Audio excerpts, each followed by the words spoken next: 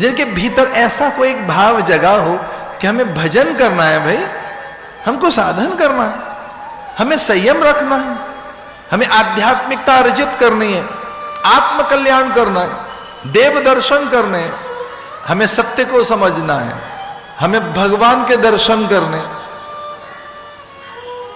या हमें नेतृत्व करना है, समूह का स्वामी बनना है, पूरी धरती पर मेरा स्वर है, पूरी धरा को जीतना है। तो पहला साधन कौन सा है? आहार शुद्धि, सत्व शुद्धि,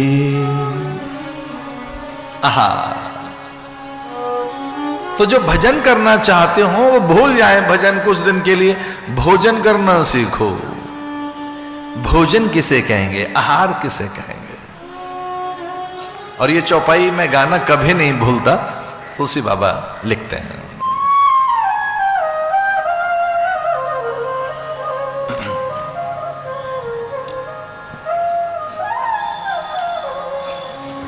करई आहार शाक फल कंदा, करई आहार शाक फल कंदा, करई आहार शाक फल कंदा, करई आहार शाक फल कंदा, सुमिरई ब्रह्म सच्चे दानंद, सुमिरई ब्रह्म सच्चिदानंद,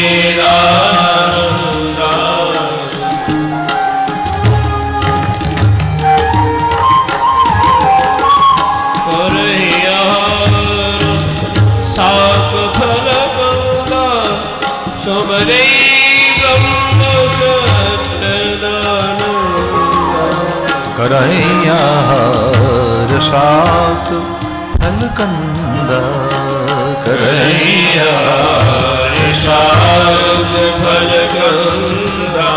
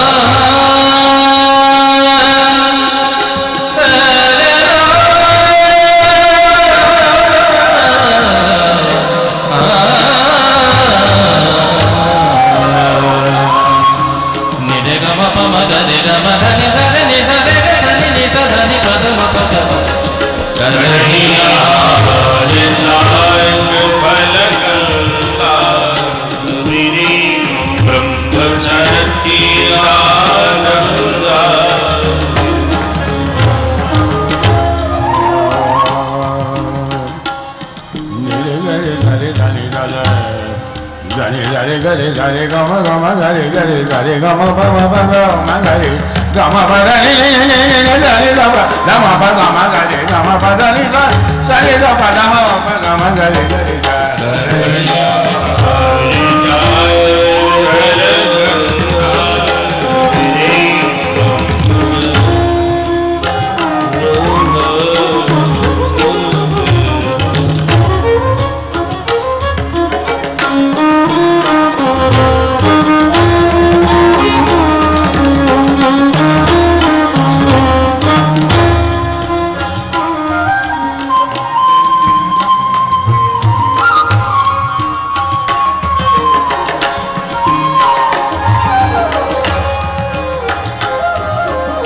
करई आहार शाक फल कंदा, करई आहार शाक फल कंदा, सुमिरई ब्रह्म सच्चिदानंद, सुमिरई ब्रह्म सच्चिदानंद,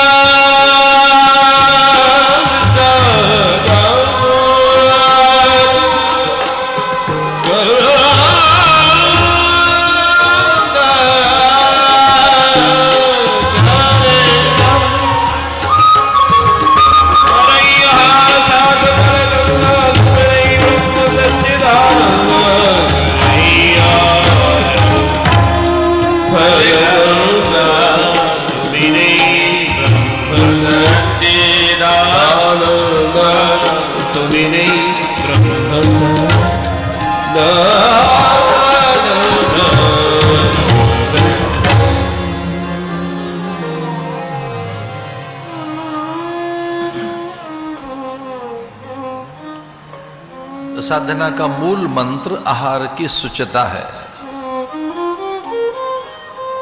और तप के क्रम में भी कोई पहला तप है तो उसे अस्वाद कहेंगे। अस्वाद पहला व्रत है।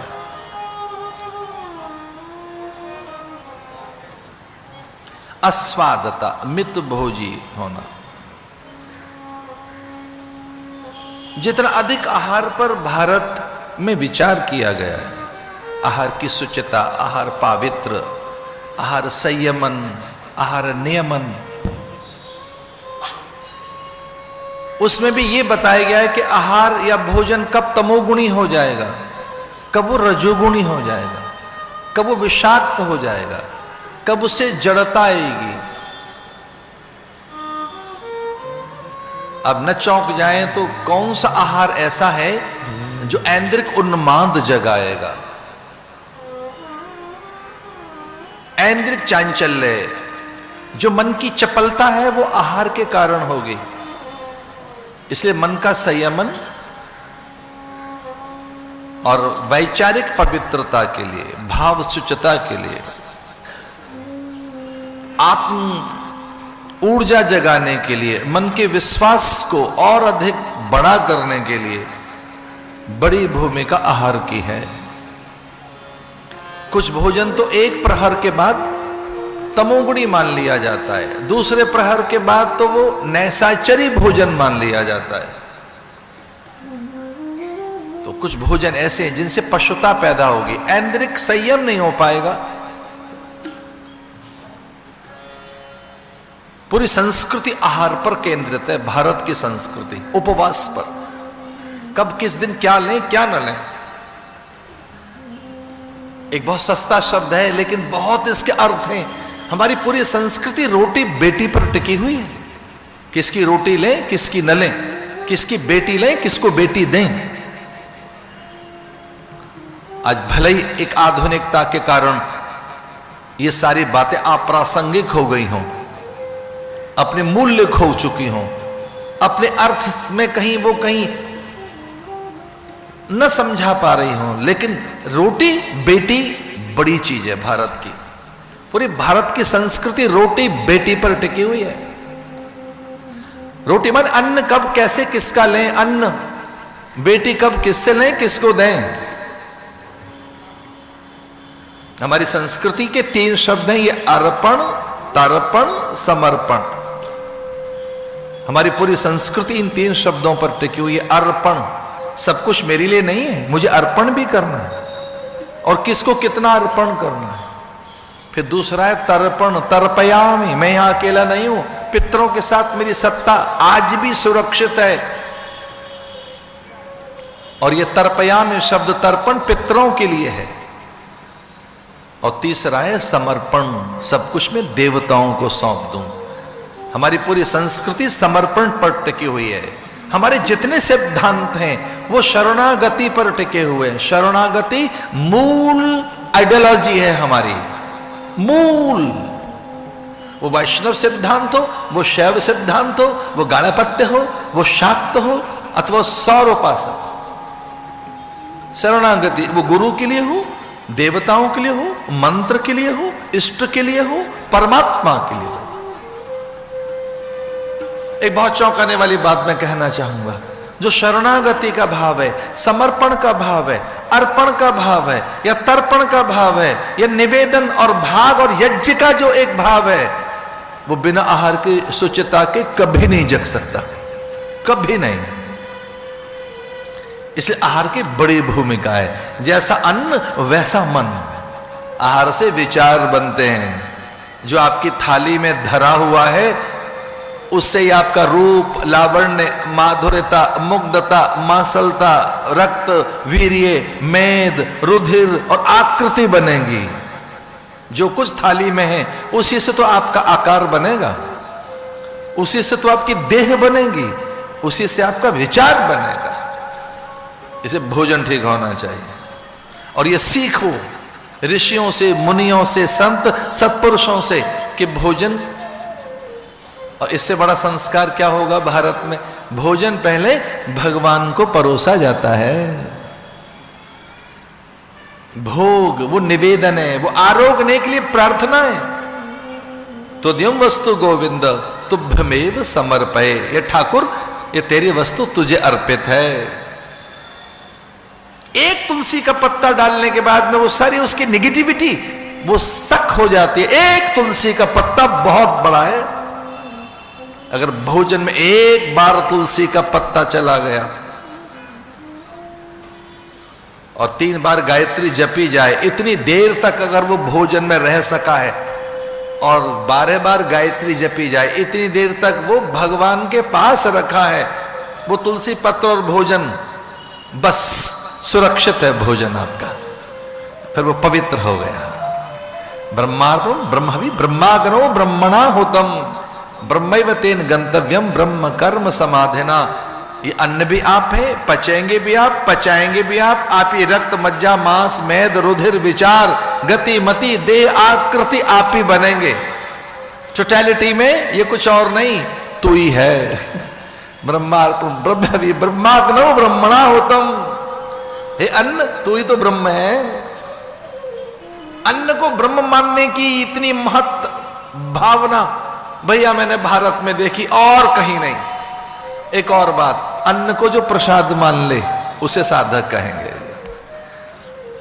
तो अपने से पूछ लो कि भोजन को आप प्रसाद मानते हो कि भोजन? और प्रसादे सर्व दुखानाम हानि रस्योपजायते। पूरी की पूरे महाराज विचार बदल जाते हैं, सेंटिमेंट्स बदल गए, सारे के सारे केमिकल्स चेंज हो जाते हैं विचार से।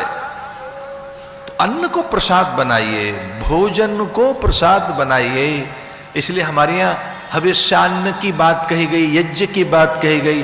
अपना जो कुछ हम ले रहे हैं वो पहले उसे अर्पित करें इस भावना के साथ। ओम इंद्राय स्वाहा इदम इंद्राय इदन्नमम।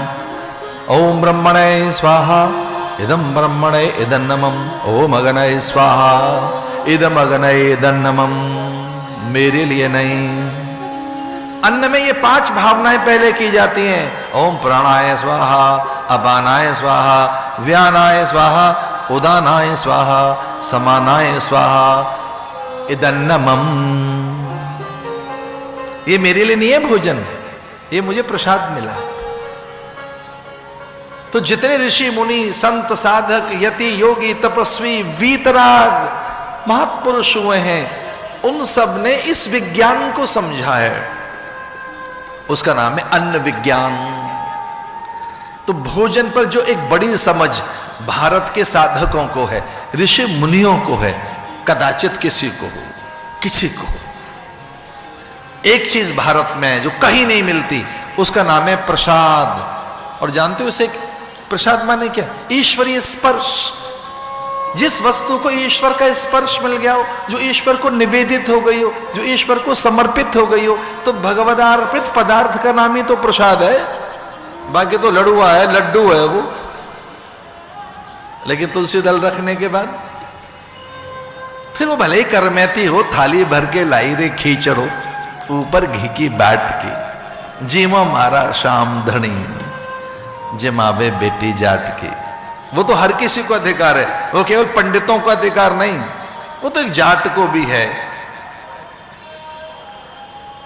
हो सकता है कि उसने वेद न पढ़े हो, पर जिस ढंग से जाट कन्या वो अहीर बालाएं, किरात कन्याएं, जिस ढंग से वो गुजरियां और अहीर छोहरियां अपने द्वार पर उसे नचा सकी, उस ढंग से तो पंडित और पंडिताइन, ठाकुर और ठकुराइन, सेठ और सेठानी न जाने पाए, वो सब कुछ चाहते ही रहे।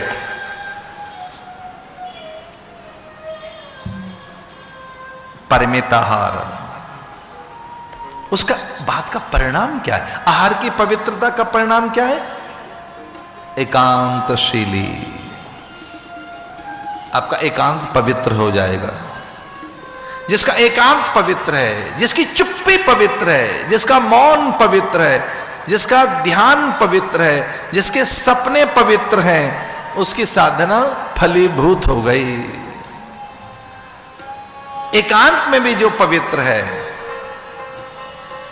जिसके स्वप्नों में भी पवित्र आ गया, जिसके स्वप्न के दोष मिट गए, एकाकीपन की विकृतियां खो गई, मौन में भी जिसका आनंद जागृत हो गया, वो कौन प्राणी है? जैसे आहार आ गया। इसलिए पांडवों ने प्रस्थान किया उत्तर की ओर। कब? जब उत्तराधिकारी मिल गया। हमारी संस्कृति ऐसा कहती है कि जाइए वानप्रस्थ लेकर। कब? जब उत्तराधिकारी आपके जीवन में आ जाए। उत्तर की ओर निकल जाओ। और उत्तर की ओर जाने का अर्थ माने हिमालय, तप जप पूजा पाठ, समूची धरा का पालन किया। परीक्षित ने 3 अश्वमेध यज्ञ कर डाले, वाणी से जीत लिया सबको। इससे बड़ा और कोई अस्त्र नहीं, वाणी से बड़ा कोई और अस्त्र नहीं है। सीखो कैसे बोलना चाहिए, कैसे अपना बना सकते हो। कोकिल कैसे अपना बना लेती है? शब्दों में माधुर्य लाइए, लालित्य लाइए, अपनापन लाइए। और ये एक बहुत बड़ी बात है कि आपके शब्दों से ही आपका अध्ययन, चिंतन, आपकी ऊंचाइयां पता लगती हैं। आपके शब्द ही तो बताते हैं कि आपका अध्ययन क्या है, चिंतन क्या है, चरित्र कैसा है, कहां खड़े हो। आपका व्यक्तित्व तो बाहर झांक के आता है। आपकी जो अभिव्यक्ति है, आपकी जो मुखरता है, आपकी जो प्रतिक्रियाएं हैं, आपके जो उत्तर हैं, आपकी जो चेष्टा और चितवन है, आपकी जो भंगिमाएं और मुद्राएं हैं, आपका जो भास आभास है, आपकी जो पूरी की पूरी एक शरीर की भाषा है, उससे पता लगता है आप कौन हैं। बॉडी लैंग्वेज सब बता देती है। भले आपकी जीभ न बोले, आपके होठ न हिले, पर आपकी देह और उसकी भाषा बता देती है आप क्या हैं। बॉडी लैंग्वेज सब बता देती है। और आप साधक हैं तो कुछ और भाषा होगी आपकी। न केवल आपकी भाषा, आपके शरीर की भी भाषा कुछ और होगी। ज्येष्ठ जनों के सामने कैसा आचरण हो। जब तक मन संयत नहीं है, जब तक मन अनुशासित नहीं है, आपकी देह और उसकी आकृति या उसकी चेष्टाएं या आपकी पूरी की पूरी जो भासता है वो पवित्र नहीं हो सकती। पूरी धरती को जीत लिया परीक्षित ने। और यही एक भूख है हम सबकी।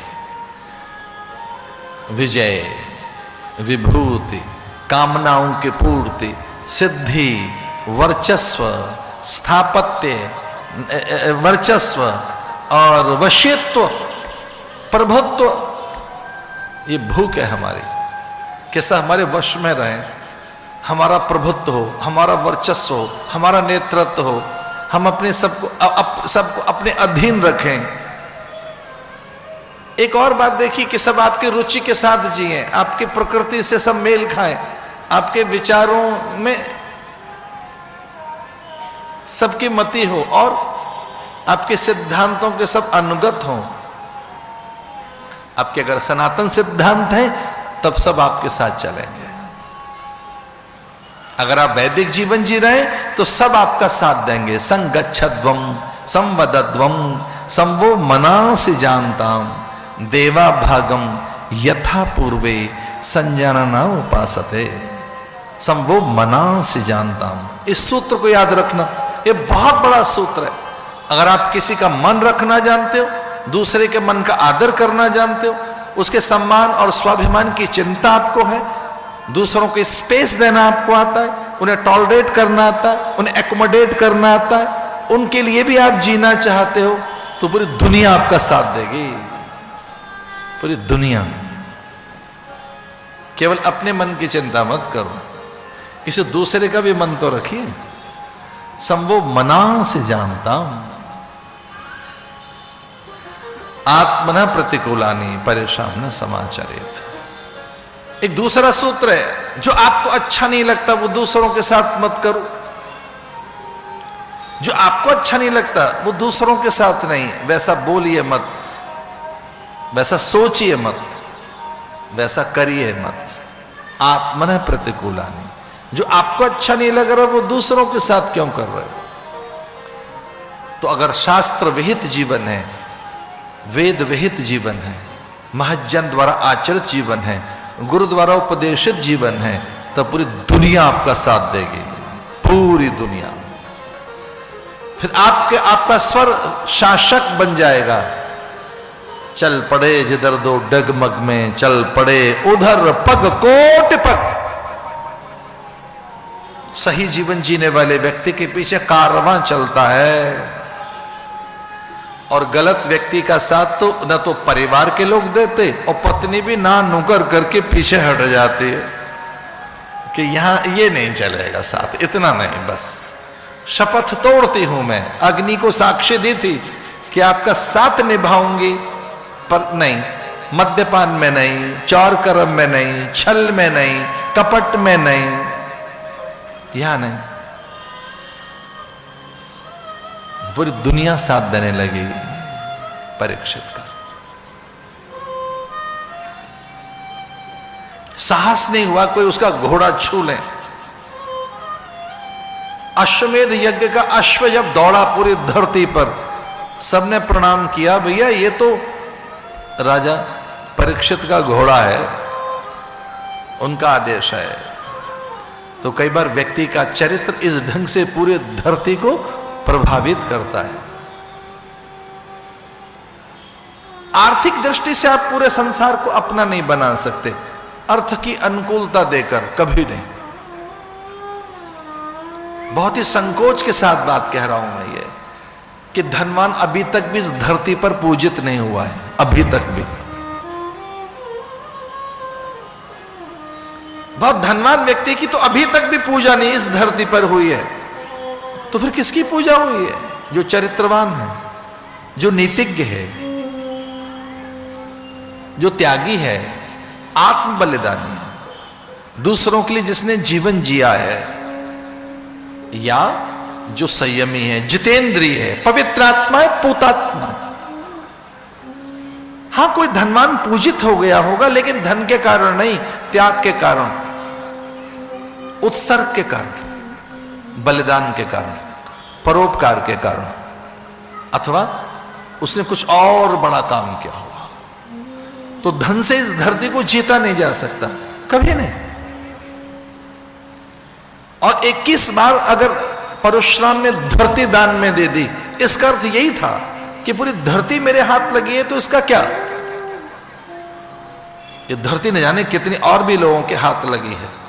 इस पूरी धरती को जीत लेने के बाद में सुख कहां?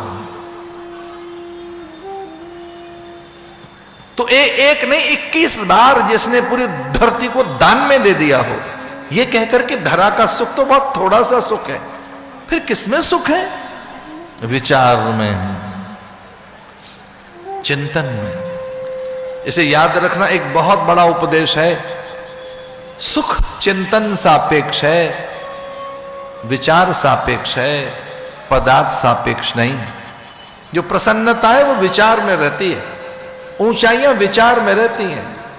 इसलिए विचार बड़े बनाओ, ऊंचे बन जाओगे।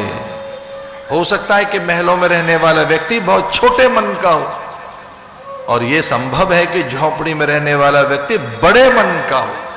इसलिए सुदामा का नाम सुनकर द्वार पर दौड़ा चलाया वो।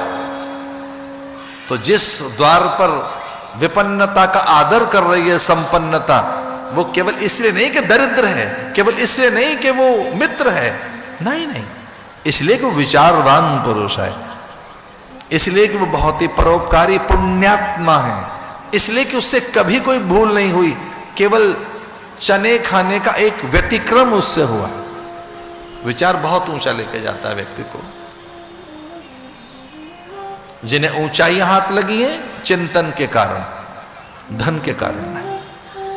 इसे समूची धरा का वैभव देखने के बाद राजा परीक्षित के मन में एक दिन आया कि देखे माता पिता क्या देकर गए, बुजुर्ग क्या छोड़कर गए। कभी कभी ऐसा होता है, दादी अम्मा का पुराना बक्सा खोलने का मन करता है कि दादी की पिटारी तो खोल के देखें। दादी तो गई, क्या छोड़कर गई है।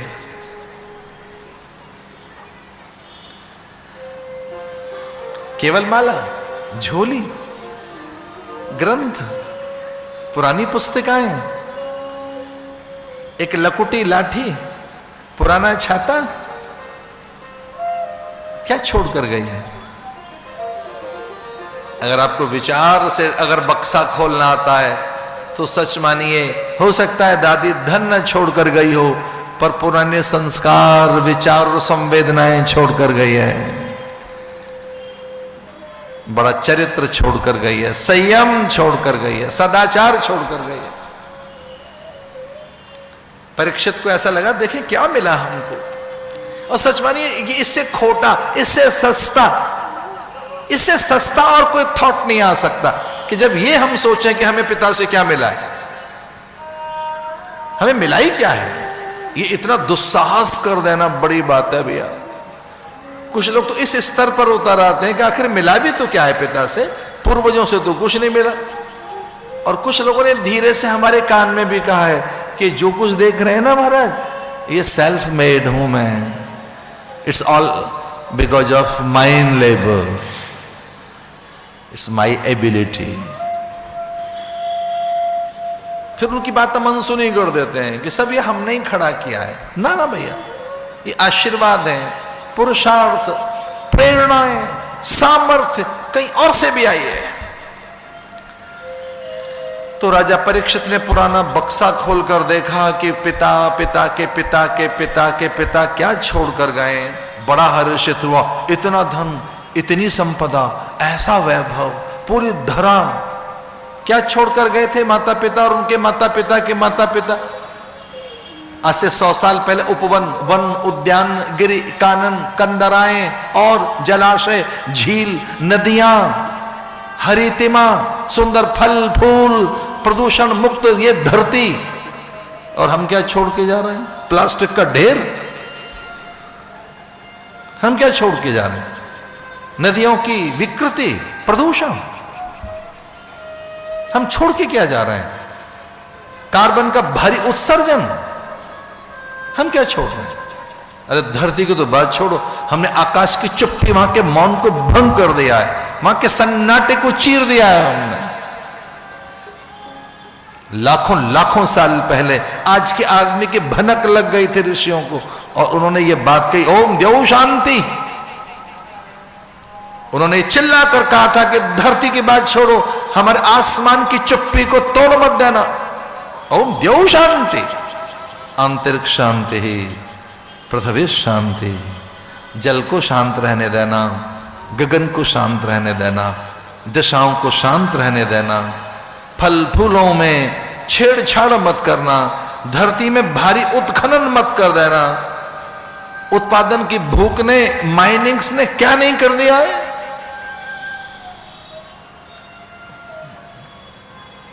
भूख ने, उत्खनन की, उत्पादन की भूख ने क्या नहीं कर दिया है? धरा में विष झोंक दिया है हमने भारी मात्रा में।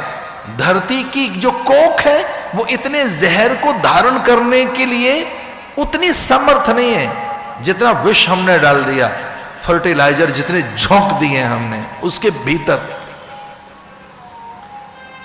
रोज एक मुट्ठी सुबह दोपहर शाम एंटीबायोटिक आपको खिलाए जाए, एक कटोरा भर भर के, फ्लोरा फोना क्या बन जाएगा? आपके पाचक रस और आपका शरीर की क्या क्या क्या स्थिति होगी? इतना तो जहर डाल दिया धरती में हमने। मेरा तो पूरा जीवन गंगा यमुना के किनारे ही तो बीता, या नदियों के आश्रय में। ये तो अब के मैंने सारे आंकड़े निकाल कर देखे कि मैं रहा कहां, तो प्राय में तो गंगा के आसपास ही रहा। लेकिन गंगा की स्थिति क्या है, यमुना की, नदियों की? सरोवरों की, जलाशयों की, झीलों की, खेतों की, खलिहानों की क्या स्थिति है? तो पूछता है राजा अपने आप से कि पिता क्या छोड़कर गए। और कई बार देखिए मन ऐसा है, वैसे इस तरह से तो मैं मन को कभी परिभाषित नहीं करता, पर कई बार सच मानिए मन ऐसा ही है मक्खी की तरह से कि उसे मल और मिष्ठान का अंतर नहीं, कि वो मल पर बैठी है या मिष्ठान पर। वो कबाड़ पर बैठी है मंदिर की सीढ़ियों पर, वो किसी दुराचारी के माथे पर बैठी है या भगवान के मुकुट पर, मक्खी को क्या पता। मन इतना सस्ता हो जाता है कई बार। इसलिए जरासंध का मुकुट पहन लिया राजा परीक्षित ने, चमकीली है, अच्छी वस्तु है, अट्रैक्ट कर रही है। मन तो उधर जाता है जहां आकर्षण है, मन तो वहां जाता है जहां रूप है, सुंदरता है। इसे राजा ने माथे पर रख लिया मुकुट जरासंध का, और जैसे मुकुट रखा विचार बदल गए, मन बदल गया, आखेटक मन बन गया, शिकार का मन बन गया। राजा परीक्षित के मन में विचार आया, चलो आखेट करने चले, मृगया करने चले। और मृगया का अर्थ है किसी मृगी के, मृग बाल के प्राण छीनने चले। शिकार का मतलब क्या है? शिकार का तो अर्थ यही है किसी के प्राण छीनने चले, किसी अबोध निर्दोष प्राणी के।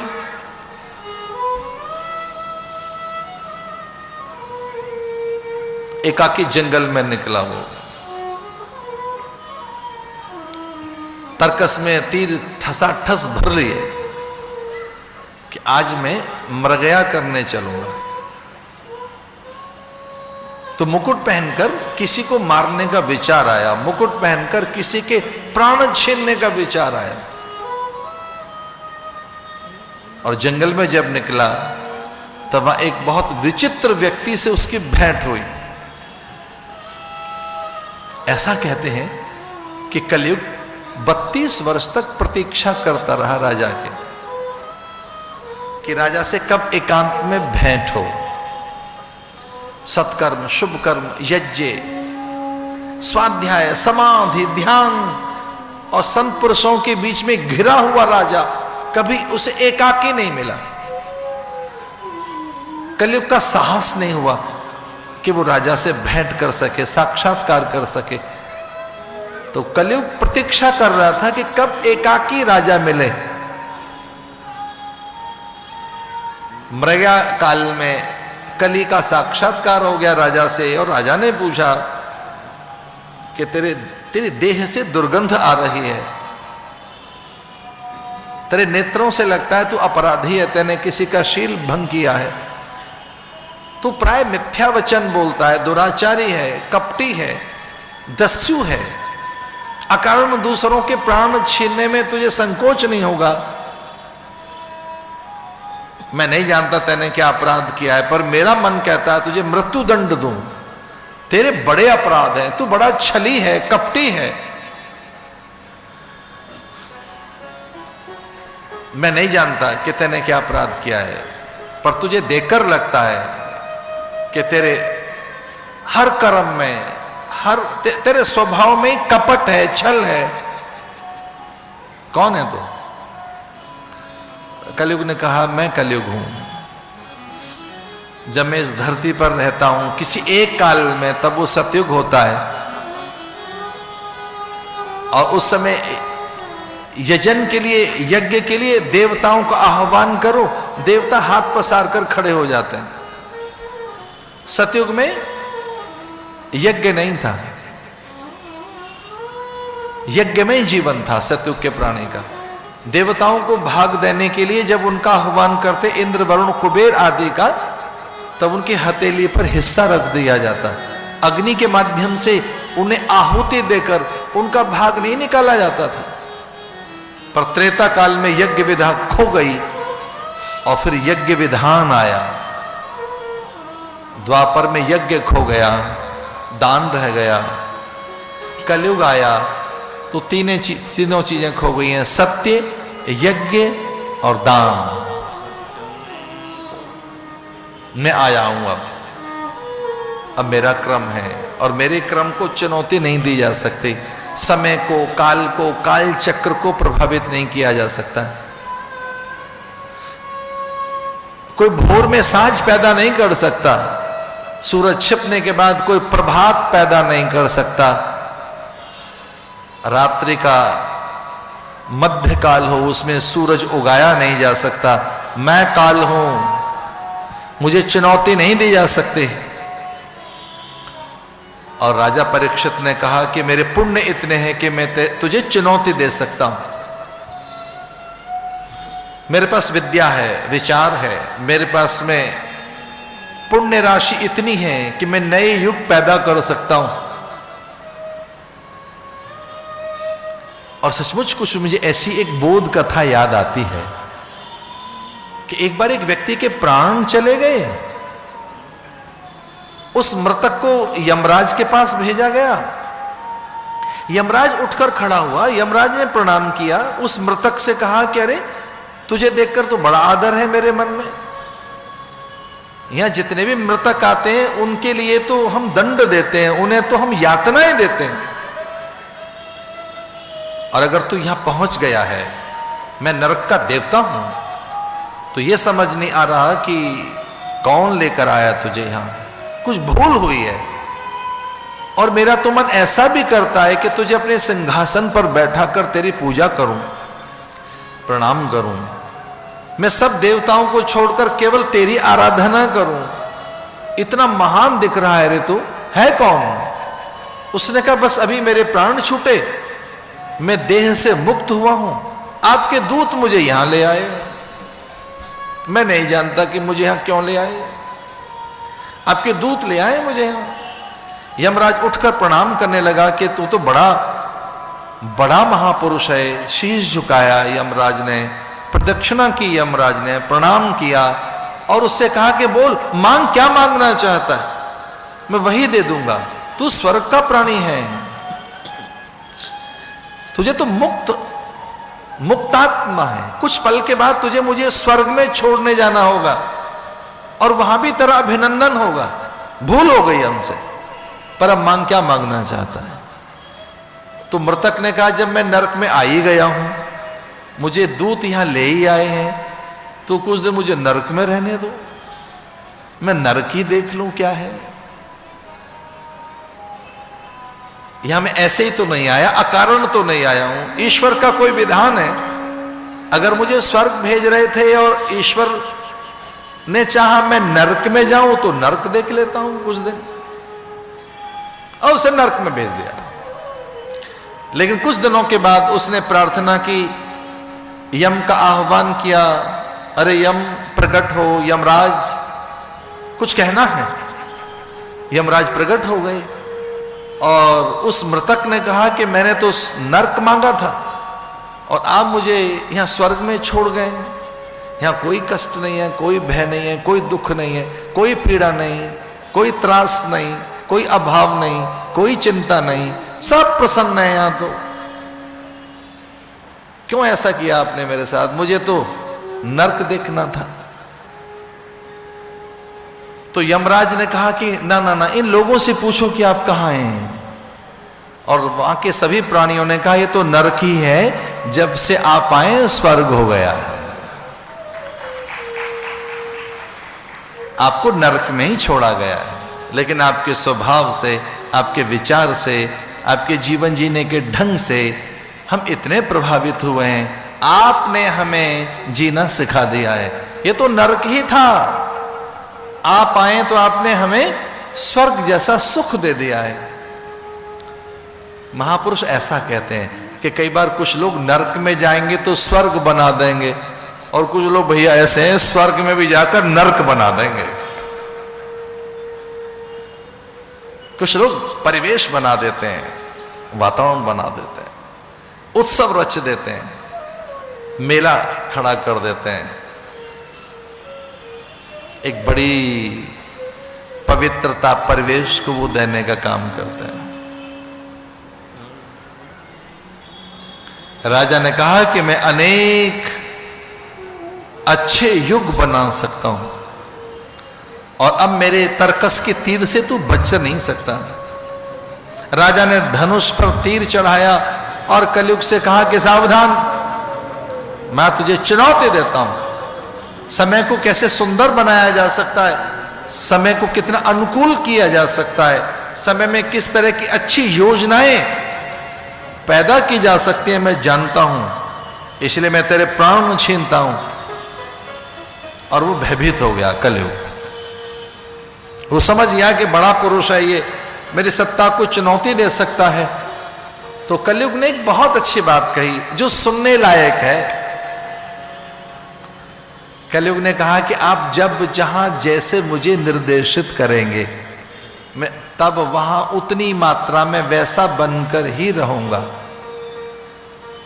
मुझे आप जहां जो स्थान देंगे वहां रहूंगा। तो एक बात यह है कि सतयुग पूरा सतयुग रहता है, त्रेता और द्वापर पूरे त्रेता और द्वापर रहते हैं, पर कलयुग में पूरा कलयुग नहीं है। कलयुग ने वचन दिया राजा को कि मैं नियत निर्धारित निर्देशित स्थानों पर ही रहूंगा। जो समय सीमा मेरे लिए है वो तो मैंने भोगनी है, मैं अपने समय पर ही भोगूंगा। लेकिन स्थान आप बताइए, मैं कैसा आचरण करूं, मैं कैसा जीवन जीऊं, मैं किस ढंग से अपना प्रभाव दिखाऊं, वो स्थान आप मुझे दे दीजिए। और फिर राजा ने उनके लिए स्थान निश्चित और निर्धारित किए। अभ्यर्थितस्तदा तस्मै स्थानानि कलयौ ददौ द्यूतं पानं स्त्रियः सोना यत्र धर्मश्चतुर्विधा। यत्र धर्म चतुर्विधा, जो अधर्म की 4 विधाएं हैं जिनसे अधर्म होता है,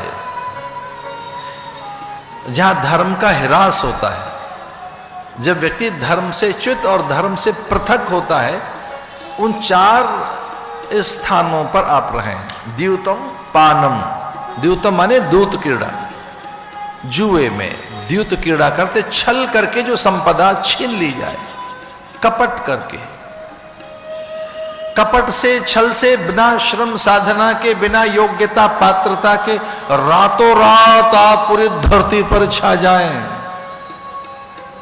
अच्छा, बड़ी कठिनाई तो यह है कि बहुत धनवान का लोग आदर तो करते हैं, पर कोई ये नहीं पूछ रहा कि किन गलियारों में से निकलकर आगे आया है, उसकी कौन चर्चा कर रहा है आज। अरे बहुत धनवान हैं, बड़े लोग हैं, लेकिन अंदर से किसी के भीतर में उतना आदर रहता नहीं। द्यूतम, ज्वारी के धन से धनवान तो उसे कह सकते हैं आप, लेकिन वो आदर्श नहीं है, वो आइकॉन नहीं हो सकता, वो समाज में अनुकरणीय महापुरुष नहीं हो सकता, उसका अनुकरण नहीं किया जा सकता, वो स्तुत्य नहीं है, मान्य नहीं है।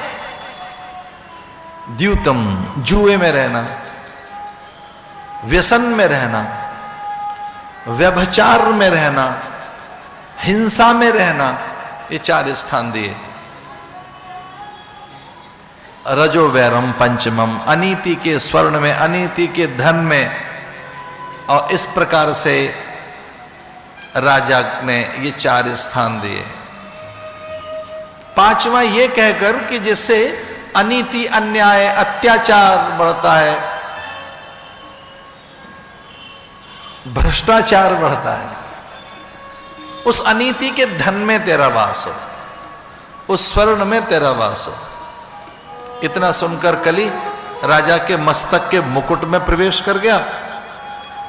और कुछ महापुरुषों का ऐसा कहना है कि उस समय कलयुग ने स्थापत्यकार, वास्तुकार, शिल्पकार, रथी, अतिरथी, महारथी, सेनापति, क्षत्रप, उनके मस्तक में प्रवेश नहीं किया, राजा के मस्तक में। यथा राजा तथा प्रजा, राजा के मन मस्तक में, चित्त, चेतना, गति, मति, गुण, धर्म, प्रकृति में, उसके स्वभाव में उसके रोम रोम में रम गया कलयुग। संयम खो गया, शील और सदाचार नैतिकता से विरत हो गया राजा। भूख प्यास लगने लगी, मान सम्मान की चिंता जगने लगी। जंगल में भटकते हुए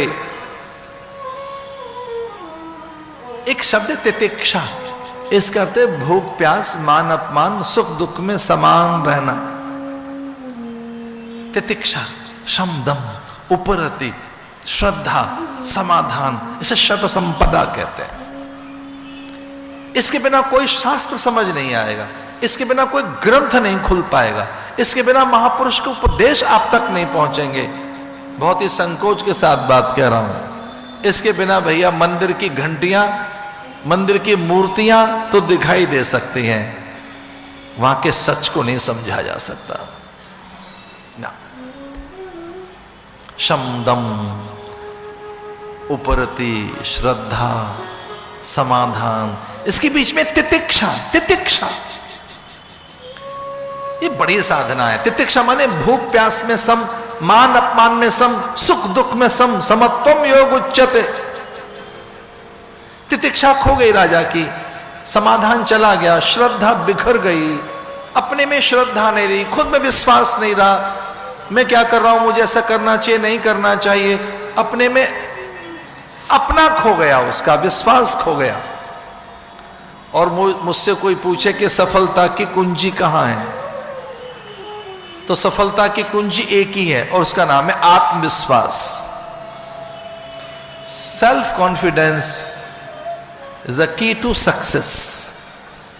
जो सफलता की चाबी है वो आत्मविश्वास में है, वो श्रद्धा में है। जब श्रद्धा नहीं रहती तब व्यक्ति के पास अकर्मण्यता आती है, और अकर्मण्यता व्यक्ति को जड़ता देती है, नैराश्य देती है, और आत्मघाती प्रवृत्तियां तभी व्यक्ति करता है, पलायनवादी बन जाता है।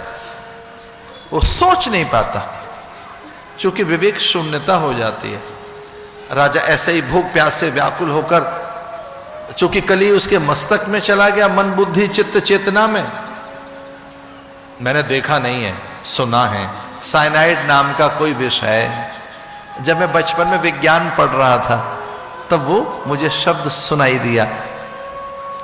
अध्यापक ने बताया कि एक बड़ा भयानक विष है, उसका नाम साइनाइड है। उसको जीभ पे रखने के बाद ही प्राण चले जाते हैं। तो कुछ विष ऐसे हैं जो जिनका तत्काल प्रभाव हमारे मन मस्तिष्क पर होता है। जैसे दिया सलाई जलाएं, अग्नि भड़क उठती है। जैसे कुछ बूंद नींबू की डालें दूध में, उससे विकृति आ जाएगी। अरे कुछ चुटकी हल्दी डालो जल में, रंग बदल जाएगा। कई बार भाव, मनोभाव, मनोदशा, मानसिकता, चित्त की वृत्तियां और पूरे अंतःकरण में कोई एक परिवर्तन हो तो जाता है, किसी एक तरंग से, किसी एक लहर से। और राजा ऐसे एक अचानक बड़े परिवर्तन में राजा का पूरा चरित्र बदल गया। समाधि में बैठे एक महात्मा के गले में उसने मरा हुआ सर्प डाल दिया, ये कहकर, कह रहे साधु उठ, मेरा आदर कर, मैं यहां का शासक हूं, मैं यहां का स्वामी हूं, और नहीं उठेगा तो तुझे मृत्यु दंड दूंगा। तो कलयुग का पहला अर्थ है दूसरों से आदर लेना, अकारण आदर लेना, सबको अपने हित में खड़ा कर लेना। एक और बात, अगर कोई हमारा और हमारे सिद्धांत का अनुयायी नहीं है तो शत्रु कैसे हो सकता है? वैमत्यता हो सकती है, विरोध हो सकता है विचारों में, लेकिन आप उसे शत्रु नहीं कह सकते। तो जो आपकी विचारधारा है, जो ओपिनियन है आपकी, उसमें कहीं विभिन्नता वैभिन्नता हो सकती है। इसका अर्थ यह नहीं कि सब आपके शत्रु ही हैं। कली में विरोध चहु ओरा। तो कली ने अपना प्रभाव दिखाया। राजा को देखकर समाधि में बैठे महात्मा की आंख नहीं खुली, और राजा चिल्लाता रहा, अरे साधु उठ।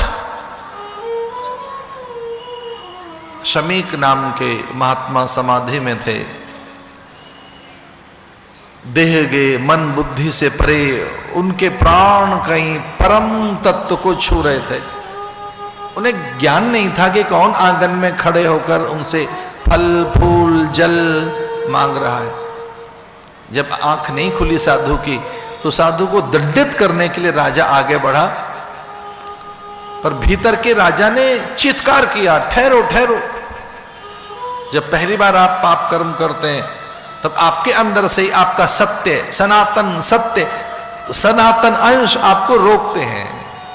अंदर से एक आत्म पुकार आपकी कॉन्शियस अलाउ नहीं करती, आपकी आत्मा आपको रोकती है।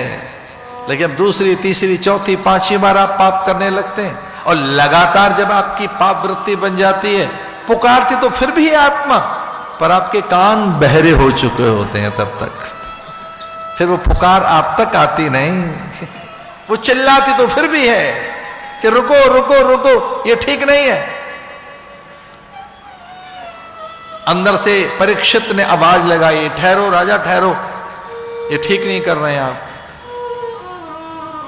मरा हुआ सर्प डालकर धर्म का अपमान करते, मैं धर्म को नहीं मानूंगा। कलयुग का पहला अर्थ क्या है? मैं धर्म को नहीं मानूंगा, मैं परंपराओं को नहीं मानूंगा, मैं विद्या को नहीं मानूंगा, मैं मंत्रों को नहीं मानूंगा, मैं वेद को नहीं मानूंगा। माने मात पिता नहीं देवा, साधुन सन करवावें सेवा। जिन्हें के ये आचरण भवानी, ते जानो निश्चर सम प्राणी। बाड़े खल बहु चोर ज्वारा, जे लंपट पर धन पर दारा। किनको नहीं मानेंगे? माता पिता को नहीं मानेंगे।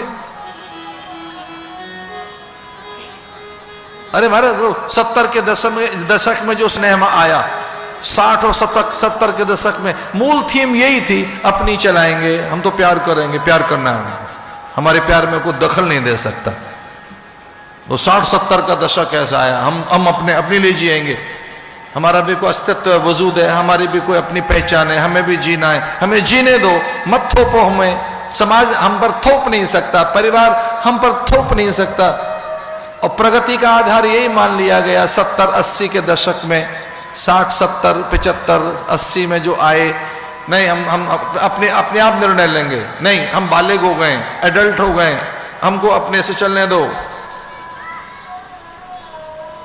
ये उस समय के सिनेमा, उपन्यास, वहां के जीवन शैली का 80 तक में आकर वो सिमट गया। 90 में तो कैलकुलेशन आ गई कि कितना कमाते हैं, क्या करते हैं, क्या इनका करियर है, फ्यूचर है। प्यार व्यार खो गया, कैरियर आ गया। कैरियर क्या है, क्या फ्यूचर है, भूत उतर गया। फिर वो माता पिता की नहीं माननी है हमको, तो कलयुग माने मैं मंत्र की नहीं मानूंगा, तो धर्म का अपमान कर रहा है, ऋषि का अपमान कर रहा है। उसके गले में मरा हुआ सर्प डालने का अर्थ है कि मैं तिरस्कार करता हूं धर्म का। एक और बात है, ये मैं इसे स्वीकार करता हूं कि जो पांडित्य की पेचीदगियां हैं, जो ग्रंथों की जटिलताएं हैं, उनके कारण भी लोग घबराए तो सही। जो पांडित्य की पेचीदगियां हैं, जो ग्रंथ की जटिलता है, उससे लोग घबराए। मैं सीधे सीधे बताओ, बहुत पुरानी बात, हम किन्हीं के घर में गए भोजन करने और वो बड़े प्रसन्न थे लोग। उन्होंने कहा हमारे पंडित जी आए, बड़ी अच्छी अच्छी बातें क्या कर गए। हमने कुछ समझ में आई? बोले समझ में तो नहीं आई, गुनमुन गुनमुन गुनमुन गुनमुन करते रहे। भाई वो क्या था? बोले बहुत ऊंचे दर्जे की संस्कृत बोली उन्होंने। बात 2-3 घंटे तक धारा प्रवाह। मेरे को समझ में आया कि वो तो हमारे पल्ले नहीं पड़ा, लेकिन हाँ था बहुत ऊंचे दर्जे का, कुछ तो समझ आया होगा। तो कई बार हम उसे बड़ा पंडित मान लेते हैं कि उसकी पेचीदगियां ज्यादा है। कर्मकांड बहुत ऊंचे दर्जे का है, समझ कुछ नहीं आया है। संयोग से मुझे पंडित जी मिल गए वही। अरे मैंने कहा पंडित जी क्या करके आए इनके घर में? बोले मैंने रुद्री पढ़ी और चुपचाप निकल आया कि इनको कुछ समझ में तो आएगा नहीं। मैं तो रुद्री का पाठ करके आ गया, क्योंकि ये ऐसा कहते हैं कि पंडित जी ऐसा पंडित चाहिए जो केवल संस्कृत बोलता हो, केवल संस्कृत बोलता हो। तो मैं रुद्री का पाठ करके इनके घर से चला आया। इनको पांडित्य चाहिए तो पांडित्य का प्रदर्शन करके मैं चला आया। इनको उपदेश चाहिए नहीं ना। मैं धर्म को नहीं मानूंगा, और इस तरह से धर्म की अवज्ञा, शास्त्र को नहीं मानूंगा, मैं वेद को नहीं मानूंगा, और हां मैं माता पिता को नहीं मानूंगा। इस तरह से राजा ने आचरण किया और मरा हुआ सर्प डालकर राजा निकला। यह दृश्य देखा श्रृंगी नाम के महापुरुष ने और उन्हें भयानक श्राप दे डाला। इति लंघित मर्यादं तक्षकः सप्तमे हनि दक्षति स्म कुलांगारं नोदितो मे तद्रुहम्। इति लंघित मर्यादम तक्षक सप्तमे हनि। ये आज मैं चर्चा कर रहा था सुबह इस बात की। इति लंघित मर्यादम, मर्यादाएं सबके लिए हैं, वो केवल पुत्र के लिए नहीं, पिता के लिए भी हैं, वो केवल पुत्री के लिए नहीं, मां के लिए भी हैं। ध्यान रहे, वो केवल शिष्य के लिए नहीं, गुरु के लिए भी हैं। बॉर्डर लाइन खींच के रखो, आपको पता हो कि ये बॉर्डर है, ये सेफ जोन में रहिए। बल्कि मैं तो यहां तक कहना चाहूंगा 3 जोन बनाओ। पहली जोन है ग्रीन जोन, बस उसमें रहिए, उसे लांग मत देना। जो ग्रीन जोन है बस उसमें रहना। और बहुत ही मन कर रहा हो, बहुत आकर्षण कहीं हो, तो येलो जोन में जा सकते हो। बस येलो जोन तक जाना, जो पीत कक्षा है वहां तक पहुंचना। रेड जोन में घुस मत जाना। सीमाएं आप जानते हैं। कौन नहीं जानता कि मेरी हदें क्या हैं?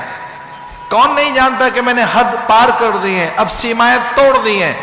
जो वर्जनाएं वो मैंने तोड़ दी, जो निषेध है वो मैंने तोड़ दिया। पता होता है कि अब 4 कदम और आगे बढ़ गए आप, और यहां तक आपको नहीं बढ़ना चाहिए था। वो आहार में, व्यवहार में, विचार में, जीवन शैली में, लेन देन में, परिवार में, कारोबार में, सामाजिक सरोकार में आपको पता होता है कि आप बॉर्डर क्रॉस कर चुके हैं, वो ठीक नहीं है। अपनी हदें, अपनी हदों में रहिए, अपनी सीमाओं में रहो, उन्हें पार मत कर देना। इति लंघित मर्यादम तक्षक सप्तमे हनि। जब राजा ही हदों में नहीं रह रहा है, राजा ही मर्यादा में नहीं रह रहा, तो ऐसे राजा के लिए मैं मृत्यु दंड देता हूं।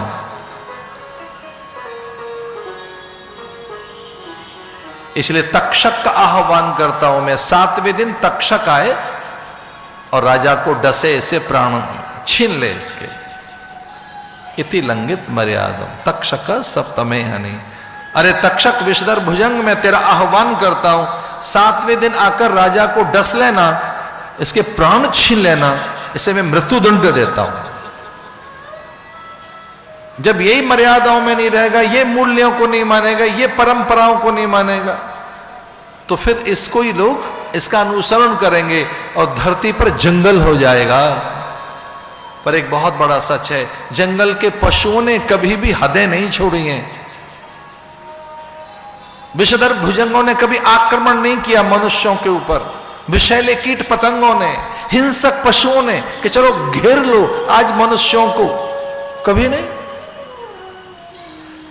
कभी नहीं। विषैले भुजंगों ने एक साथ करोड़ों सर्प निकल आए हों बिल बाबियों से कि चलो मनुष्यों को डस लेते हैं। कीट पतंगों ने, विषैले जानवरों ने, हिंसक पशुओं ने, विषाक्त वनस्पतियों ने, कभी नहीं। ये तो आदमी ने कब्जा किया है उनके जंगलों पर। पत्नी भयभीत है, राजा की रानी। उस समय संवेदनाएं ऐसी थी, वो आज भी हो सकती हैं, आज भी हैं। अपनों को हिचकी आज भी आती है, संवेदनाएं आज भी उतनी ही कोमल हैं। स्वप्न में संकेत मिल जाएगा, कागा मुडेर पर आ जाएगा, अपनों के आने की आहट दे जाएगा, बादल कुछ कह जाएंगे, गौ ब्राह्मणों का झुंड या हमारे सपने या हमारे संकेत, या पूजा के समय इष्ट के साथ हमारी संवाद, संकेत तो मिलते हैं।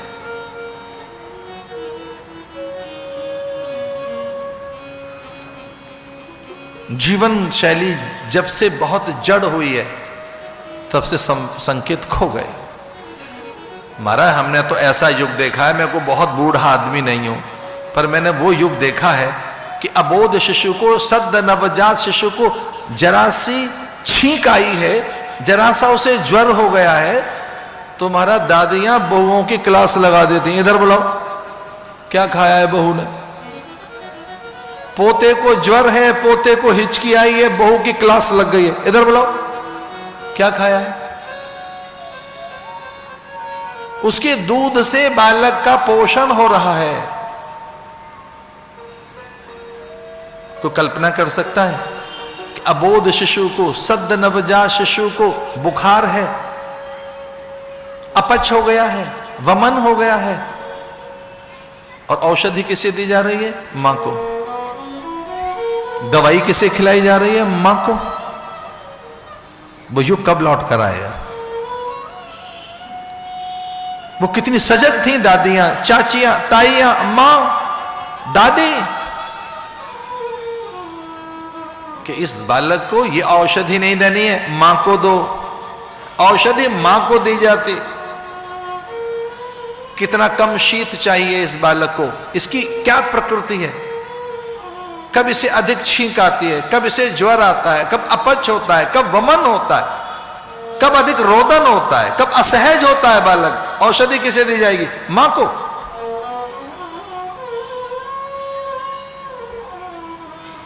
कितना प्यारा जीवन। वो सचमुच में घुट्टी थी, वो बहुत सी चीजें थी जो बहुत आधुनिकता है, उसने बहुत कुछ दिया होगा, पर प्रतिरोधात्मक सामर्थ्य, शक्ति हमारी छीनी है, हमारा संयम छीना है उसने, हमारी आत्मीयता छीनी है उसने, हमारी आत्मिकता, पारिवारिकता पर प्रहार किया है आधुनिकता ने। उसने हमें यह कहकर के तो बेकार की बातें, पुरानी बातें, इनमें क्या रखा है, हाइजीन के भूत ने सचमुच बहुत कुछ हमसे छीन लिया है। जो हाइजीन का भूत है, ये पवित्र है, ये अपवित्र नहीं है, ये तो हमें अधिक ज्ञान था। शुद्धि अशुद्धि का तो हमें अधिक ज्ञान था। प्योरिटी की जितनी चिंता भारत की संस्कृति में किसी को नहीं रही होगी, लेकिन बात बात पे सैनिटाइजर है। अब तो बात बात पे सैनिटाइजर है। रानी को संदेश मिल गया, माथे का सिंदूर बहने लगा। रानी ने दासियों से कहा, सेविकाओं से कहा, अपनी सखियों से कहा कि मेरे पति से कोई भूल हो गई, आज पति ने कोई अपराध कर दिया, मेरे पति ने कोई बड़ा पाप कर दिया, मेरा पति बड़े संकट में है, क्योंकि मेरे मांग का सिंदूर बह रहा है, अकारण मेरी ये हरे कांच की चूड़ियां टूट गई हैं, और हां मैं बहुत देर से प्रयास कर रही हूं, प्राणायाम कर रही हूं, ध्यान में बैठने का प्रयास कर रही हूं, मेरी बाई आंख फड़क रही है, बार बार जो मेरी दाई आंख जो फड़क रही है, क्षमा कीजिए, कुछ अनर्थ होगा। ये पुरानी बातें हो सकती हैं, ये बेतुकी और बेसिर पैर की बातें हो सकती हैं, पर मैं बहुत अकेले में कभी आपके साथ बैठकर इसके पीछे के विज्ञान को बताना चाहूंगा। सच में एक विज्ञान है, ये बड़ा विज्ञान है, ये बड़ा विज्ञान है, ये बहुत भीतर तक का विज्ञान है। अगर आप ग्रह नक्षत्रों के साथ हैं तो प्रभाव होगा, और आप अकेले इस धरती पर नहीं है, हवा ले रहे हैं, सूरज के साथ हैं, चांद तारों के साथ हैं, निहारिकाओं के साथ हैं, या पशु पंछी परिंदों के साथ हैं। वे आकर आपको आहट देते हैं, बताते हैं प्रकृति में क्या चल रहा है, आपके हित अनहित में अब क्या हो रहा है। तो दाई आंख फड़कने लगी, स्वान रोने लगे, कबूतरों के पंख फड़फड़ाने लगे, पिंजरे का जो तोता था उसके प्राण चले गए, माथे की बिंदिया उतर गई, हरे कांच की चूड़ियां टूट गई, उल्लूक दिखाई देने लगे दिन में, उल्लू अचानक आकाश में धुंध सी छा गई और रानी ने कहा कि आज का दिन और नक्षत्र ऐसा नहीं है कि अकारण आकाश में धुंध छा जाए। कोई बड़ा संकट है, बड़ी विपत्ति है, बड़ी कोई चीज है, और इस सब का एक ही कारण है कि मेरे पति ने कोई पाप कर दिया, राजा ने कोई पाप किया, इसलिए ये सब लक्षण है। अटारी पे खड़े होकर उसके आगमन की प्रतीक्षा करने लगी, और जब राजा निकट आया तो आंखें मिला नहीं सका। अपराध के समय आप आंखें नहीं मिला सकते, कभी नहीं। अपनों से, ज्येष्ठ जनों से, महापुरुषों से आंखें नहीं मिला सकते। पहले अध्यापक कहता मेरी आंख में देख झांक कर, तेने भूल की है। आंखें नहीं मिला सका राजा, और आंखों से संकेत मिला रानी को कि बड़ा अपराध किया राजा ने। माथे का मुकुट उतारकर जैसे ही रखा रानी ने, तो राजा स्वस्थ हो गया, स्मृति आ गई राजा को। राजा ने स्वीकार कर लिया कि बड़ी भूल हुई है, बड़ा अपराध हो गया, पाप हो गया। एक साधु का अपमान करके आया हूं मैं, विद्या का तिरस्कार करके आया हूं, परंपराओं की अवहेलना करके आया हूं, मैं ये कहकर आया हूं कि मैं किसी की बात नहीं मानूंगा।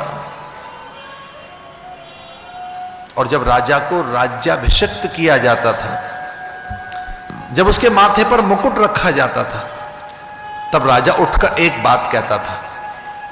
जब जब कभी राजा को राज्याभिषिक्त किया जाता और नया राजा बनाया जाता, उसके माथे पर मुकुट रखा जाता, तब राजा उठकर खड़ा होकर एक बात कहता था, मुझे कोई दंड नहीं दे सकता, मुझे कोई दंड नहीं दे सकता। और राजा तीसरी बार खड़े होकर कहता, मुझे कोई दंड नहीं दे सकता, मैं सबके ऊपर हूं, मैं निरंकुश हूं, मैं किसी के अंकुश में नहीं रहूंगा, मैं किसी की बात नहीं मानूंगा, मैं किसी की बात नहीं सुनूंगा, मैं जो कहूंगा वही सत्य होगा, मुझे कोई दंड नहीं दे सकता, मैं सर्वोपरि हूं। जब राजा ये बात कहता, तब अचानक साधु, संत, महात्मा, गुरु, कुल गुरु, धर्म गुरु, राजगुरु, उनके सदगुरु उठते और गुरु जाकर उनके मस्तक पर चंदन, अक्षत, पुष्प और दूर्वा डालकर कहते, राजन आपको धर्म दंड दे सकता है, राजन आपको शास्त्र दंड दे सकते हैं, राजन आपको वेद दंड दे सकता है। और फिर कहता गुरु उसके माथे पर हाथ रखकर, हे राजन मैं दंड दे सकता हूं। तब उसी समय राजा प्रणाम करता और अपने गुरु से कहता कि हे गुरुदेव, मैं शास्त्र विरुद्ध कुछ करूं, वेद विरुद्ध कुछ करूं, धर्म विरुद्ध कुछ करूं, तो आप मुझे दंड दे सकते हैं, पर कोई और नहीं, आप मुझे दंड दे सकते हैं, मेरे ऊपर कोई नहीं है। इतना स्वच्छंद नहीं रह सकते आप, जिस पर अंकुश नहीं किसी का, जो किसी को अपने ऊपर नहीं रखता, उसके भटकने की तो बहुत संभावना है भैया। तो राजा कहता मुझे कोई दंड नहीं दे सकता। तो उसने अपनी पत्नी से कहा मैंने भूल की है, और ये मैंने शपथ भी ली थी कि धर्म मुझे दंडित कर सकता है, गुरु मुझे दंडित कर सकता है, शास्त्र मुझे दंड दे सकता है, वेद मुझे दंड दे सकता है, और मैंने अपराध किया है, धार्मिक गलियारे में, आध्यात्मिक गलियारे में ऋषि का अपमान किया है, शास्त्रों का अपमान किया है, इसलिए माथे का मुकुट उतार कर वहां जा रहा हूं। बड़ी भीड़, बड़ा झुंड ऋषि मुनियों का,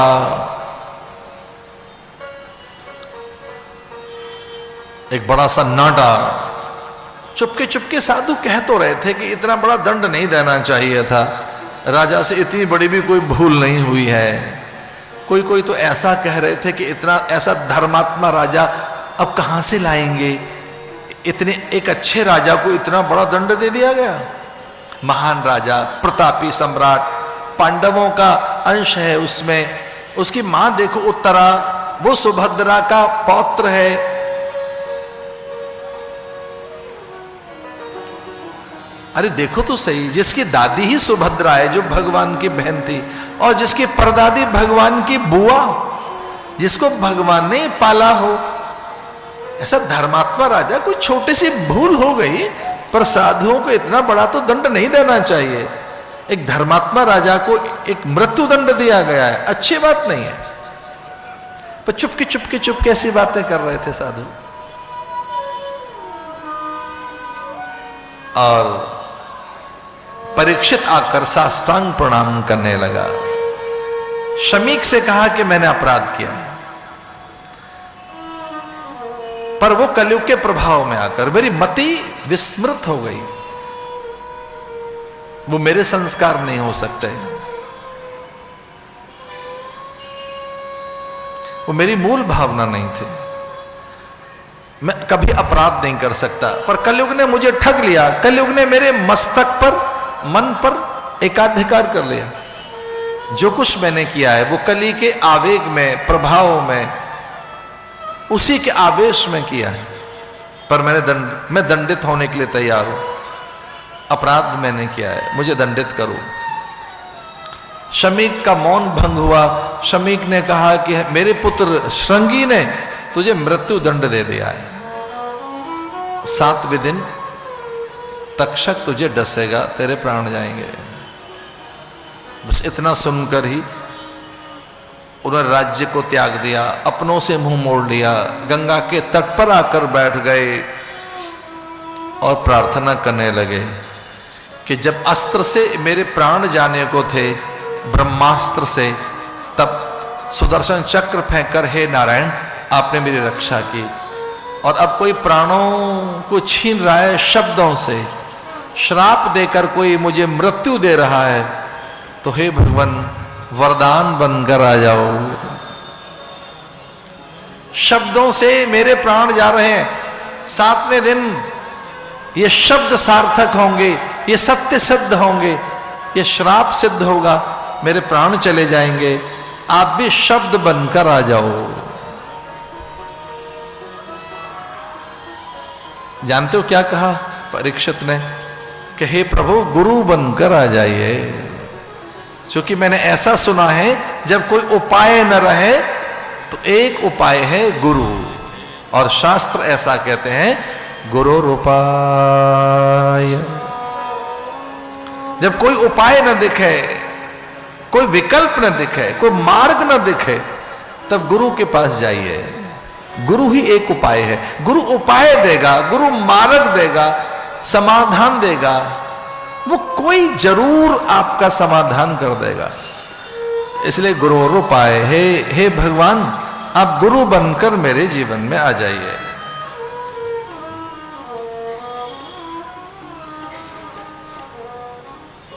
भगवान का ध्यान करने लगे गंगा के तट पर। और ये गीत कभी कभी बहुत अच्छा लगता है, यद्यपि साहित्यिक गलियारे का गीत है, पंडित जयशंकर प्रसाद का गीत है, पर बहुत ही सामायिक गीत है। और वो लिखते हैं इस तरह से, बीती विभावरी जागरी, बीती विभावरी जागरी, बीती विभावरी जागरी, बीती विभावरी जागरी, अंबर पर घट में डूबो रहे, अंबर पर घट में डूबो रही, तारा घट हो सानागती, विभावरी जागती।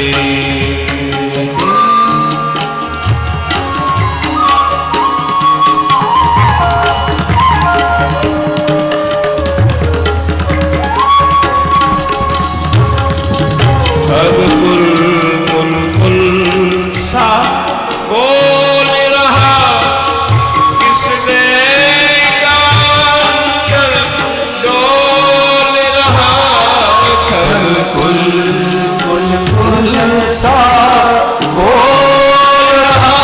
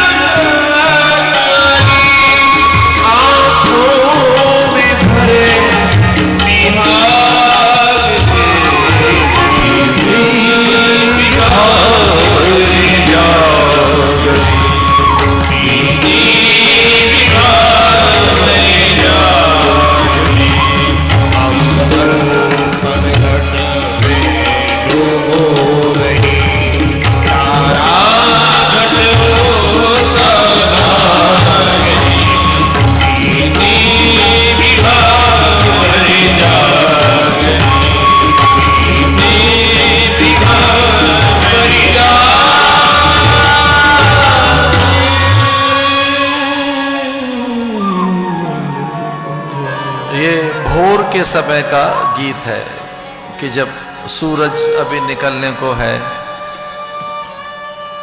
और जो बयार चल रही है वो जैसे मानो पनघट पर जो जल भरने आई है उसका आंचल हिल रहा है। पंछियों का जो स्वर है जैसे मानो घड़ा भर रहा है। प्रकाश में जीवन तो है और गुरु प्रकाश का नाम है, गुरु उजियारे का नाम है। गुरु जब आता है तो प्रकाश आता है जीवन में, उजियारा आता है, विचार आता है। जैसे प्राची से सूर्य आए तो सवेरा हो जाता है, वैसे ही पूर्व से जैसे सूर्य आए और उजियारा धरती पर बिखर जाता है, दिवस का निर्माण हो जाता है। पूर्व उसी को मानते हैं जिधर से सूरज निकलता है। पूरब में से सूरज नहीं निकलता, जिधर से सूर्य निकलता है वो दिशा पूर्व कही जाती है। और जैसे ही सुखदेव का आगमन हुआ वो आश्वस्त हो गया, विश्वस्त हो गया। ऋषि मुनि उठकर प्रणाम करने लगे। उतत्य देवल, अंगिरा, गौतम, भारद्वाज, उनके स्वयं पिता वेदव्यास और उनके पिता पाराशर आदर करने लगे। आदमी दो तरह से बूढ़ा होता है, एक होता है वयोवृद्ध, एक होता है चिंतन वृद्ध यानी ज्ञान वृद्ध, शील वृद्ध। ज्ञान से भी पक जाता है व्यक्ति। एक बूढ़ा हो जाता है, बाल पक गए, अंगम गलितम फलितम मुंडम, दर्शन विहीनम जातम तुंडम, वृद्धो याति गृत्वा दंडम। आंखें कोटरों में धस गई, मुंह पोपला हो गया, दंत पंक्ति उखड़ गई। इसे बूढ़ा कहते हैं ऐसे व्यक्ति को, इसके दांत उखड़ गए, आंखें कोटरों में धस गई हैं, जिसका मुंह पोपला हो गया। कौन है? बूढ़ा है भाई वो। इसे कहेंगे वयोवृद्ध। एक होता है ज्ञान वृद्ध, ज्ञान से बूढ़ा। वो 16 वर्षीय है, उनकी उम्र 16 साल की सी तो थी बस। और वो जैसे ही आए सब उठकर खड़े हो गए। उतत्य देवल, अंगिरा, गौतम, भारद्वाज, उनके पिता वेदव्यास, पुत्र के सम्मान में तो दादा भी उठकर खड़ा हो गया। शुक का आगमन क्या हुआ? जैसे सुखदेव आए सब उनका सम्मान करने लगे। जब वो सन्यास के लिए निकले थे तो पिता मनाने के लिए पीछे पीछे गए थे उनके।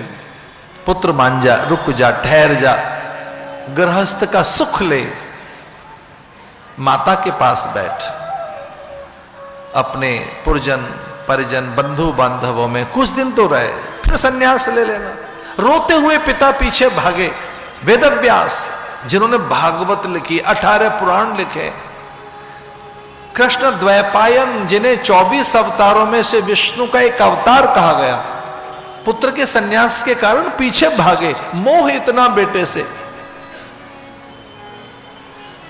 निकले जा रहे थे, सुखदेव मुनि, अप्सराएं स्नान कर रही थी, वो भागी सरोवर में से। अप्सराएं कहने लगी ऐसा सुख तो इंद्र के यहां नहीं, देवगुरु बृहस्पति के पास ऐसा आनंद नहीं देखा हमने। कौन जा रहा है? ब्रह्म है क्या? ईश्वर है क्या? क्या परमात्मा निकल रहा है? तो भागी सुखदेव मुनि के दर्शन करने के लिए। वो तो निकल गए कब के। और धूल माथे पे, अंग अंग में, जिधर से सुखदेव गए धूल उठाकर अंगों में लगाने लगी, धूल धूसरित हो गई। धूल लेकर अपने बालों में भर रही हैं, अंगों में लगा रही हैं कि जिधर से ब्रह्म ज्ञानी गया है वो सारी की सारी भूमि पवित्र हो गई है। उसकी धूल माथे से क्या लगाई कि आनंदित हो गई, प्रसन्न हो गई। इतना सौंदर्य आ गया उसमें कि से वो अनिंद सौंदर्य कि अब ये सौंदर्य कभी नहीं जाएगा। आनंदित हो रही है। इतने में ही वेदव्यास आ गए। उनके आने को देख करके वो आ रहे हैं, बस इधर उधर छुपने लगी, पल्लवों की ओट में पत्तियों से अपने को छुपाने लगी। कुछ तो भाग गई फिर से सरोवर में, कुछ छुप गई। तो वेदव्यास ने कहा उनसे कि वो युवक है, उसे देखकर तो आप बाहर निकल आई, और मैं बहुत बूढ़ा हूं, मुझे देखकर छुप रही हैं आप, ऐसा क्या है? तो अप्सराओं ने कहा कि वो युवक है, इस बात का उसे ज्ञान नहीं था और हमें भी ज्ञान नहीं था कि वो युवक है, पर आपको देख के पुरुष का सा भान हो रहा है। जैसे ये ज्ञान हो कि बूढ़ा है, युवक है, आपको तो देह का भी भान है, उसे तो देह का भान ज्ञान कहां था, जिसे देखकर हमको ही देहाध्यास टूट गया हो हमारा। और ये मेरा अनुभव है भाई, सचमुच एक मेरा अनुभव है। हमने ऐसे संतों के दर्शन किए हैं कि उनके पास रहकर देह गे तिथि नक्षत्र समय वार भूल जाते हैं हम। आज दिन कौन सा है दूसरों से पूछना पड़ता, तिथि कौन सी है, टाइम क्या हो गया, कुछ पता नहीं, न भूख प्यास कुछ नहीं। एक दीवानगी, एक मस्तानापन, एक जुनून, एक पैशन कि बस एक चल रहे हैं, एक तरंग है, एक उमंग है, एक उल्लास है। ब्रह्मज्ञानी के संग रहने का यह फल है। ब्रह्मज्ञानी का यह फल है कि देह गे समय काल गति मति विचार संसार किसे याद रहता है भैया? ऐसे सुखदेव मुनि को पाकर परीक्षित कहने लगे, उनके मुंह से सहसा निकला, अतः प्रक्षामि संसिद्धि योगिनां परमं गुरुं। अतः प्रक्षामि संसिद्धि योगिनां परमं गुरुं। पुरुषस्य यत् कार्यं म्रियमाणस्य सर्वथा। क्या करना चाहिए उस व्यक्ति को जिसके सामने मृत्यु खड़ी हो? म्रियमाणस्य सर्वथा, हर चीज मर रही है, मिट रही है, मृत्यु मेरे सामने खड़ी है, और 7 दिन के बाद तो ये देह रहेगी कहां? ऐसे में हे गुरुवर क्या करना चाहिए? अतः प्रक्षामि संसिद्धि, क्या साधन करूं मैं? योगिनाम परमम गुरुम,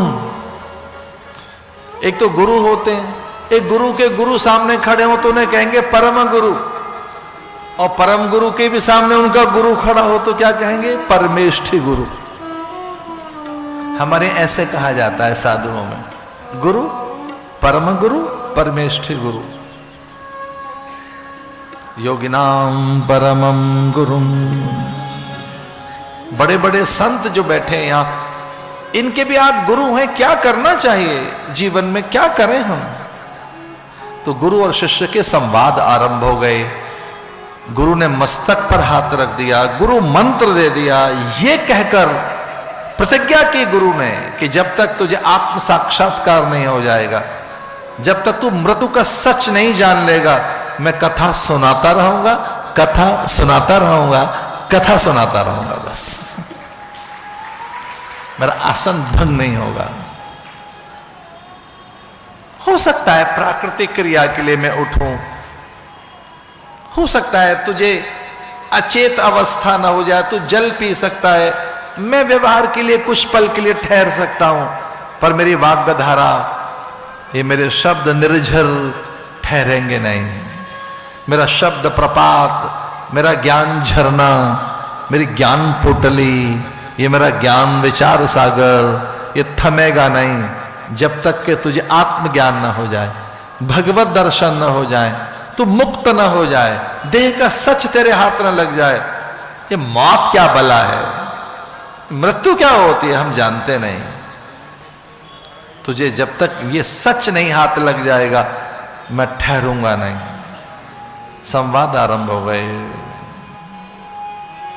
भगवान को तो हम सम्मानते हैं, पर भैया एक लाइव कुछ होना चाहिए, जीवंत, जागृत, सामने, जिससे बात हो सके, जिससे संवाद हो सके आपके। मैं तो नित्य देव उपासक हूं, परंपरा से हम पंचदेव उपासक हैं, हम तो हर चीज की पूजा करते हैं महाराज, पर सामने अगर संवाद करने वाला हो गुरु, जिसे संवाद हो सके, प्रश्न पूछा जा सके, शंकाएं रखी जा सके, जो अनसुलझी पहेलियां हैं वो सामने रखी जा सके और उनका समाधान मिले, बात कुछ और है। तो शुकदेव गुरु के रूप में मिल गए परीक्षित को, संवाद आरंभ हो गए। एतावान सांख्य योगाभ्याम स्वधर्म परिनिष्ठया, ऐसा कहकर उन्होंने कहा कि जो जन का लाभ है, परा पुंसांते नारायण स्मृति, तुझे हर पल भगवत स्मृति बनी रहे, इस ढंग से कोई एक योग युक्ति कुछ कर। एतावान सांख्य योगाभ्याम स्वधर्म परिनिष्ठया, स्वाध्याय के द्वारा, जप तप पूजा पाठ अर्चना अभिषेक के द्वारा, मंत्र जाप वेद अध्ययन, मेरे प्रवचन और कथा, किसी के भी द्वारा तुझे नारायण की स्मृति हो जाए। आप जानते हो विपत्ति का कारण क्या है, दुख का कारण क्या है? आत्मविस्मृति। आत्मविस्मृति दुख का कारण है। अगर हमारे आसपास में कोई दुख है, भय है, तो उसका कारण है आत्मविस्मृति, सत्य की विस्मृति। तो जब व्यक्ति सच नहीं जानता, उसके कारण ही दुख रहता है, अज्ञानता के कारण दुख रहता है। और गुरु शब्द में ये दो चीजें, गुरु गुरु गुरु, अंधकार से प्रकाश की ओर, असत्य से सत्य की ओर, मृत्यु से अमृत की ओर जो ले जाए उसे गुरु कहते हैं। जो असत्य से सत्य की ओर, अंधकार से प्रकाश की ओर, मृत्यु से अमृत की ओर।